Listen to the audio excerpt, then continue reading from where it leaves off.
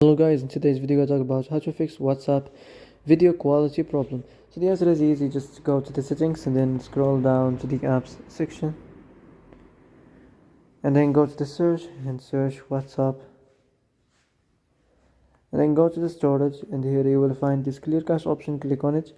Now you can go check it if it works. If it didn't, you can try to restart your phone or turn the Wi-Fi off and on or the Bluetooth off and on. Also, you can try to clear data, but be careful. If you clear data, all the WhatsApp's data will be deleted. This includes all files, the settings, the accounts, the databases, and also the chats and the media and the messages. All of them will be deleted, so be careful if you want to clear your data. So that's it for today's video. I hope this is the answer you've been looking for.